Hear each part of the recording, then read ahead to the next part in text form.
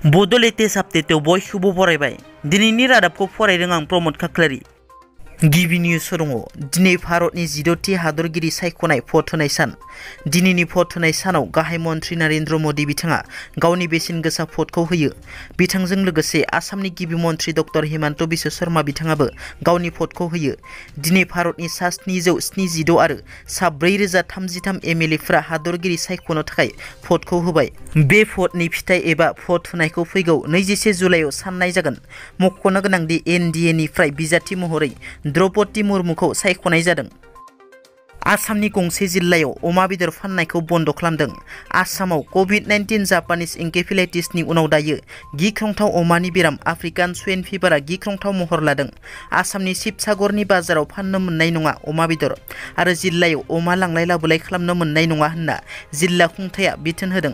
15 साननि थाखाय जिल्लायाव अमा बेदर फाननायखौ बन्द' खालामनाय जादों। बग'टा निमुगुरिनि गंखिया गामिनि अमानि फार्माव मा 50 अमा थैनायनि उनाव जिल्ला खुंथाया अमा बेदर फाननायखौ बन्द' खालामनो बिथोन होदों। बेजों लोगोसे दिहिं कलखरनि गंसे फार्माव मा 170 अमा थैदों। जोंनि माखासे बर' सिख्लाफोरा गोबां बुथारजानाय फानहरजानायनि उनावबो दासिमबो सांग्रांथि गैया नामा? मिथिखासेयावबो बेबादि खामानिखौ मावो ना गोरोन्थियावनो बेबादि खामानिखौ मावफ्लाङो? फिन सानै बर' सिख्लाया हाबा जाखानाय मुस्लिम हौवाजों हमजादों।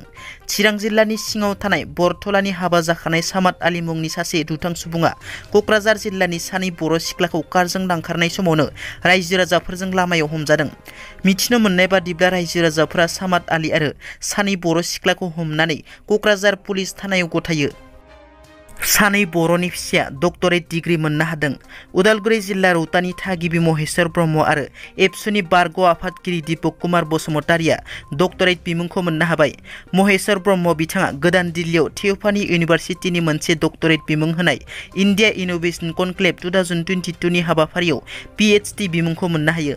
सोलोंथाइ बिथिङाव गोसो होनानै गावखौ बावसोमनानै खामानि मावनायनि थाखाय डक्टर अफ फिल'सफी बिमुंखौ महेश्वर ब्रह्म बिथाङा मोननो हायो। बेराफारसेथिं दीपक कुमार बसुमतारिया गासैनिबो समान मोनथाय गोजोन खौसेथिनि खामानि मावनायनि थाखाय डक्टरेट बिमुंखौ मोननो हायो।